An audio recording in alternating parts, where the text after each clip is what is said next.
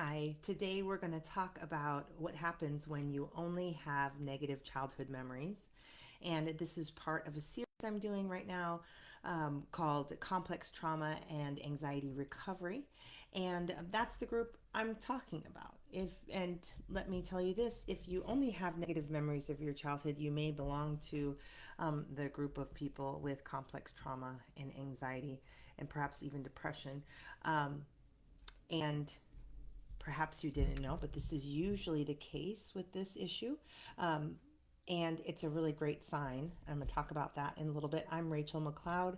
I specialize in helping people do the brain work for resolving symptoms of anxiety, depression, and traumatic stress. The brain has a beautiful process for this. This process can get stopped, blocked, and impaired and really not function well, which is why we'll end up with lots of symptoms of anxiety, depression, and traumatic stress. Also, why we'll have only negative memories of childhood. And so we'll dive into that. I also want you to know I'm a mental health therapist and emotional wellness coach and a therapist mentor. And so all of that is from where I'm speaking about. I'm not the researcher. I'm actually the person, the professional that helps people rewire this. Really rewiring this problem, getting the brain to solve this problem for people. And so that's where I'm coming from. So let's dive in. Um, when somebody only has negative memories of their childhood, this is actually this is it's unfortunate. I'm sorry. I wish there was not complex anxiety, depression, traumatic stress, and complex childhood trauma. However, there is. Okay. And when I am working with somebody who only has negative memories of their childhood, I see this as a decent sign, a good sign, even. It means their brain is actively starting to really process, wanting to process childhood stuff, which means they're pretty soon gonna have growth, expansion, wellness, deeper connections, deeper relationships. That's why our brain wants to go back and do that work. And when brains want to heal, they go focus on problems. The positive memories that we have really zip through the mind body's communication system and get processed super quick. So those memories don't need help. They don't lag. They don't get blocked by our system. So they don't really need a ton of help from us. And when things get processed and integrated, our brain doesn't fixate on them anymore. Fixation is a brain function brains do to really get in there and make sure it gets resolved. But if that process that I was talking about for resolving traumatic memories and symptoms is blocked, it won't ever get it processed. So you'll notice the fixation function of the brain go more, more, more, more, more, right? And so that's where we have these fixations, these mental loops.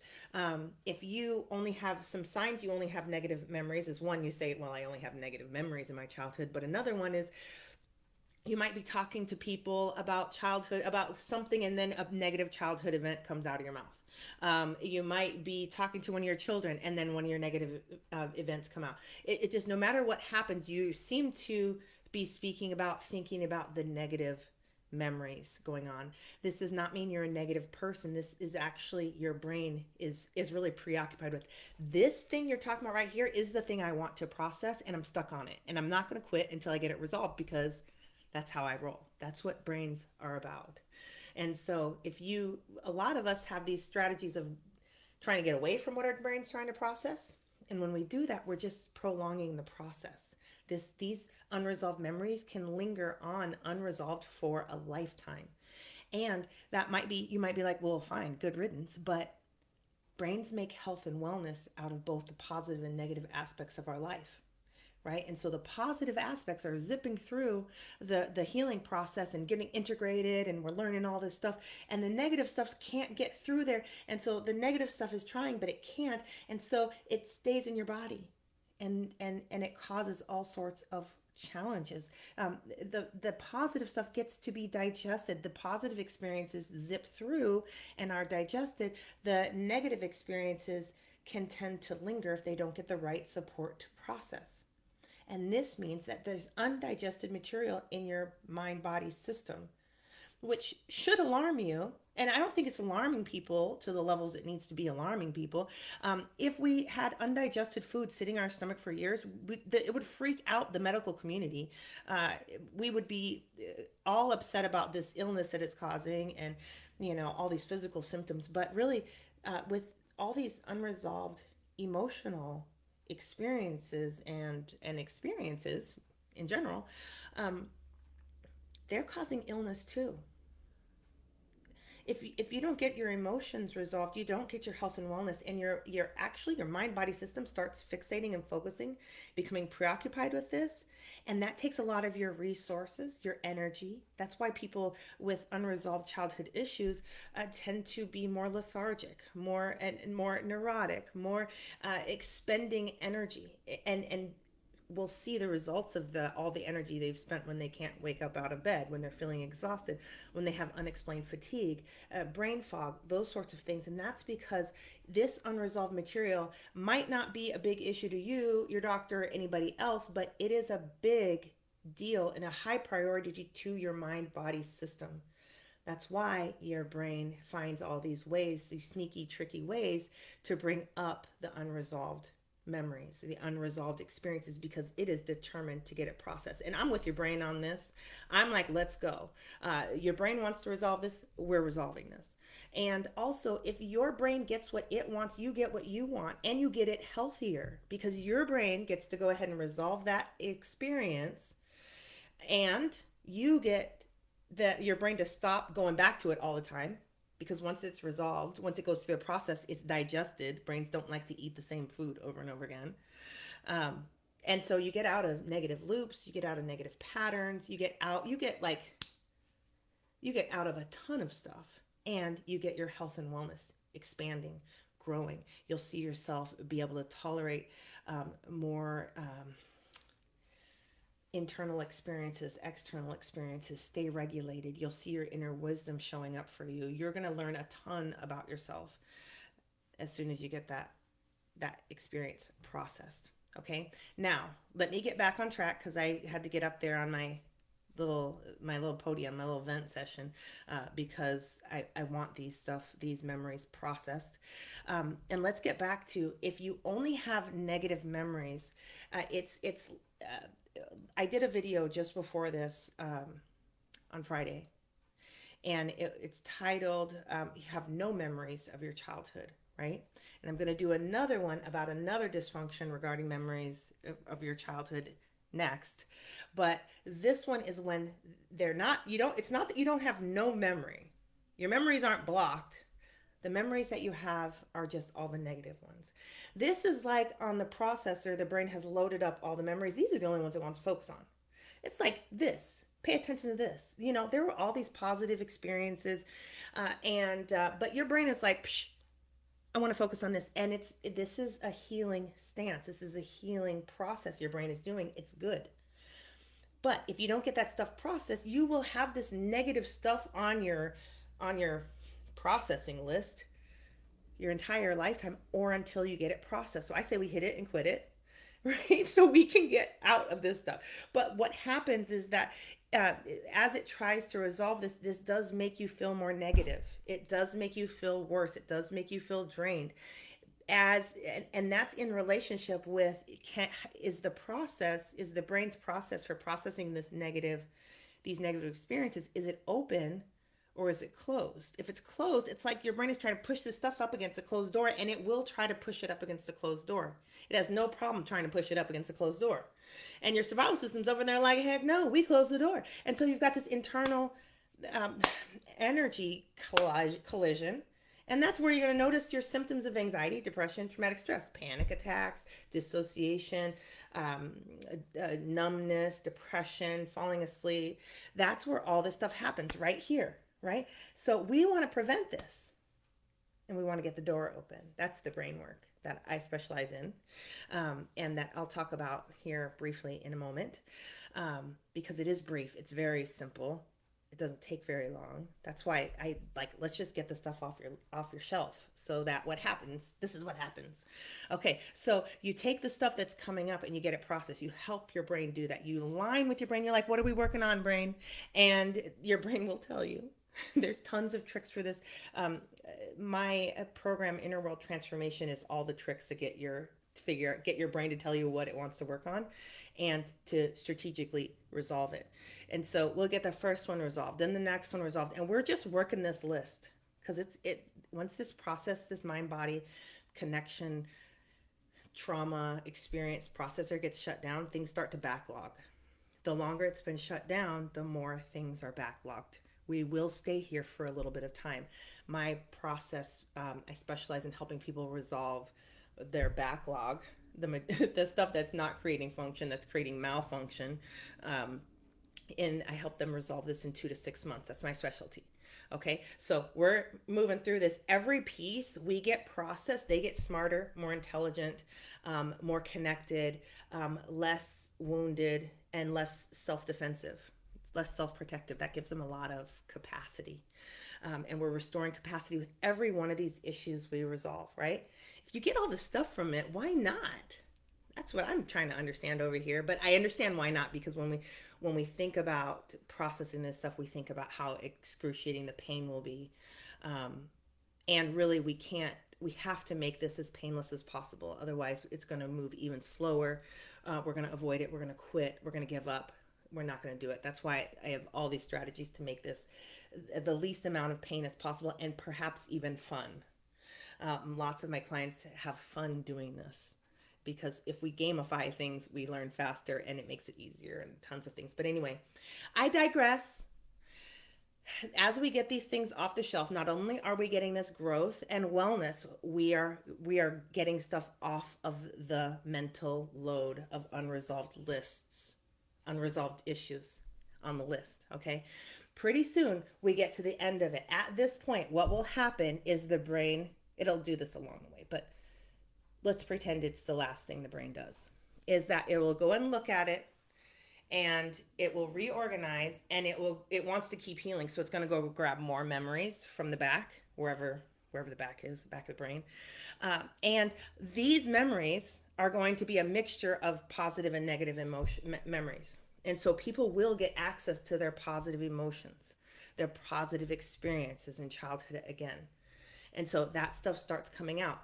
Over here, this is an interesting place for people who have been stuck in negative emotion land for a while, because they'll start to say, well, actually, I remember this thing that happened. And oh, this parent was really supportive to me. And this and this. And then the brain is working now to create an accurate picture of childhood. Not overly positive, excluding the negative, let's pretend that never happened. Brains don't do that once processing has occurred. Brains will do this a lot to prevent pain. But once we get this stuff processed, the brain takes the pain out of it and just makes it a memory like any other memory. It's data, right? It's all this stuff up in there. It loves that stuff. It doesn't no longer it needs to avoid it. It's going to utilize the information in those experiences very, very well and powerfully. That's what brains do. These experiences are brain food, essentially, right? So, okay.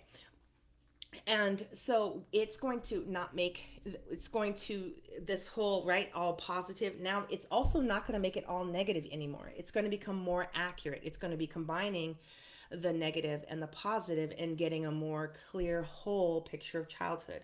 Now, again, we have a new batch of memories that are kind of floating around in your mind, and they're coming in here and they're coming out there and showing up in your dreams. Your dreams are probably shifting. But when the negative ones come up, your brain will again go back into a negative memory processing pattern. I'm going to sneeze. Excuse me. Okay. It will go back into that negative memory processing because your inner healers are serious. They can feel the pain. They're like, we need to jump in there and resolve that. And they go and towards it. So you're going to notice a more negative perspective for a while as you work through the negative memories. You can do this quickly. It doesn't have to take that long, right? 2 to 6 months. That's 8 weeks to, I don't know. I can't even math right now. 24 weeks. Something like that. Anyway, um, so I said I couldn't math. Um, uh, so we're doing it quickly, but then as we get to the end, the brain again goes ahead and opens the perspective again, right? This is the difference between seeing only being in the cloud and then stepping back and seeing the whole sky and seeing there's three clouds over here, there's a bunch of blue clouds over there, right? And so the brain will go ahead now and step back, because when it's processing, when it wants to heal something, it goes in. It's like you can't pull it out of there. This is why people are having fixations and they're trying to get their brain out of there and they can't, because the brain is like, I know exactly where I need to be and I'm going to be right there. And so I don't think that we have all this benefit from fighting our brain like this. Let's just go with it and help. But I say that confidently because this is what I do. And I follow brains in there and we work and the brain comes out. I know this, right? But when I'm working with people, I know they don't have this experience. They don't have that we've done this over and over again and they have full confidence in the brain, right? We're having to build that confidence. So we're going to start with little projects. We're not going to go into the abyss and go play around in the abyss. I love playing around in the abyss, but that doesn't mean you have the skills for that. So I'm not going to take you over there to the abyss. We're going to start on your shelf, whatever your brain wants to work with. We're going to start with the little stuff first, and we're going to start creating this shift. We're going to start integrating and processing and integrating these negative memories, and then you're going to watch your brain expand to see the whole. And then it's going to go into, it's going to start putting them together, and then it's going to expand again, and then it's going to go to the negative, and it's going to expand again, and it's going to go to the positive, and it's going to expand again, and it's going to weave them together. And you can see this is like a this kind of process, right? That's how it works. And the more painful your experiences are, a lot of times the bigger the waves are, right? So we have to build the skills to tolerate that. But as things get processed, you start noticing things really starting to even out. And before, with the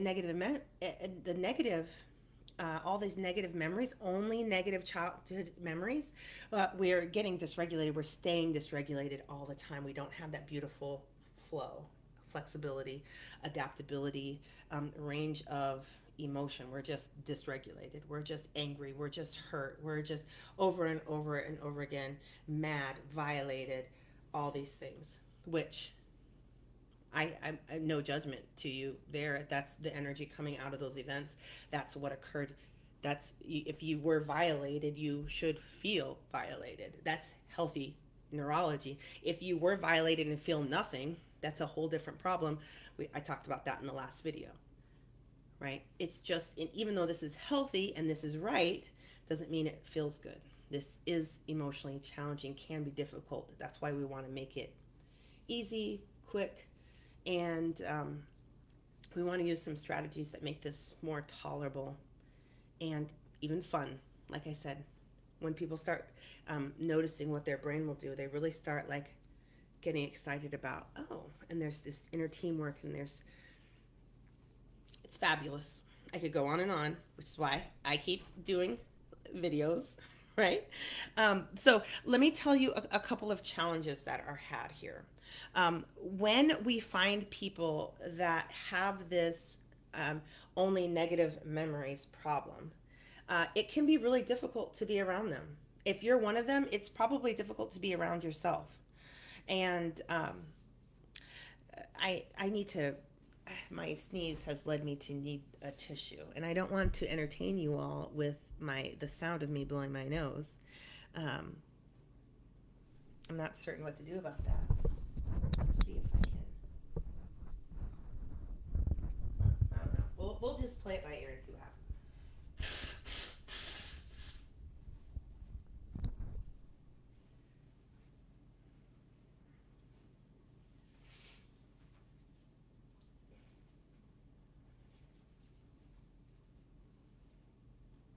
Okay, peopling while going live, making recordings.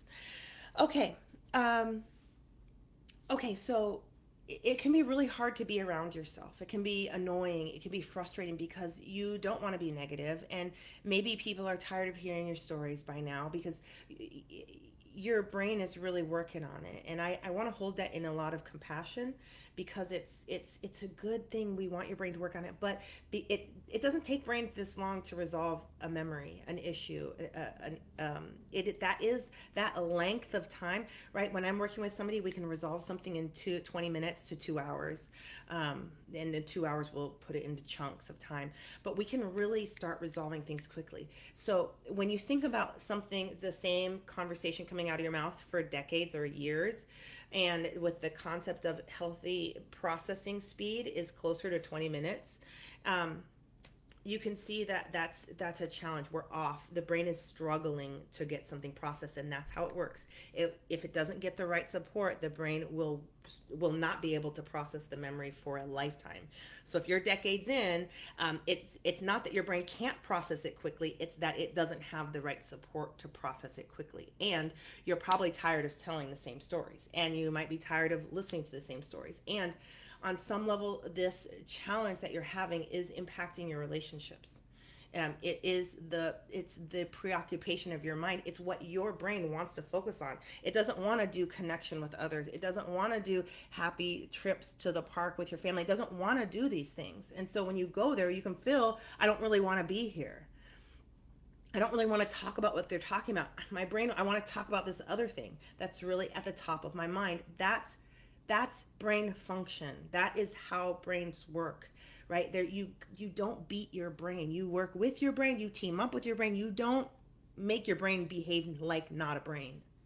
Okay, um, so so this can be really heartbreaking to parents that did their best to raise healthy children, and their child had a couple of issues, and now that's all the child can think about. Their child is an adult, and the only thing they can do is think about these negative experiences they had in childhood.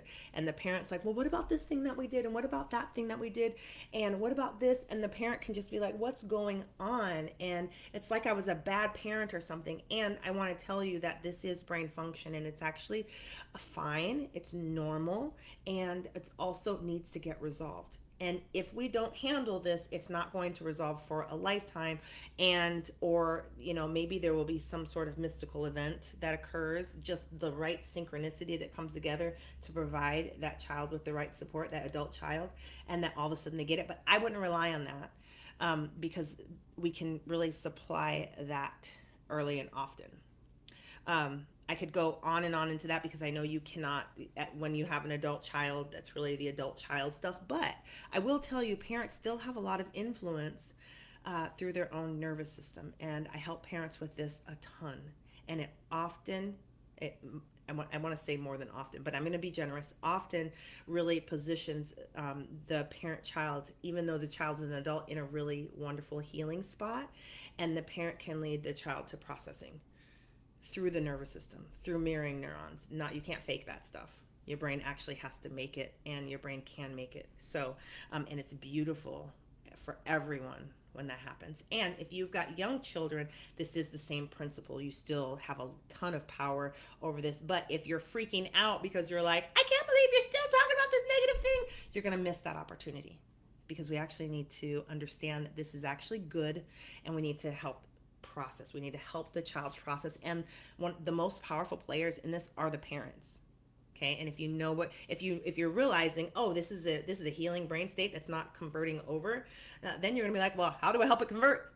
Right? That's it. Then their system will let it go. Their system will resolve it. There is a mind body process for letting things go, for making peace with things, for healing. And the mind body system has to walk through that path, not just the thoughts, not just where they understand it. They actually have to create new neurology, new wiring. Um, they have to do the body work and the mind work for this. So that's when we're going to see tons of transformation. Um, what we don't want to do a lot of is here is look at the bright side. That is a process of getting away from the memory that the brain actually wants to focus on. And I know many people are worried, well, if I focus on the negative, then I'm going to get more negative. Your entire body is focused on the negative right now. That's what it's saying. That's why it's showing up in your dreams. That's why you're having stress dreams and work dreams, nightmares. This is showing up in your relationships. Your body is already here. It's already manifesting. Your PowerPoint is to help it complete it. Once brains complete it, it resolves it. It's ready for the next life lesson. And also, this negativity is turned into growth and wellness. It doesn't turn, when it gets processed, it doesn't turn into more negativity. We don't turn away and ignore it and expect health and wellness. It's our stuff, right? And I know that I'm gonna make a video on that sometime soon.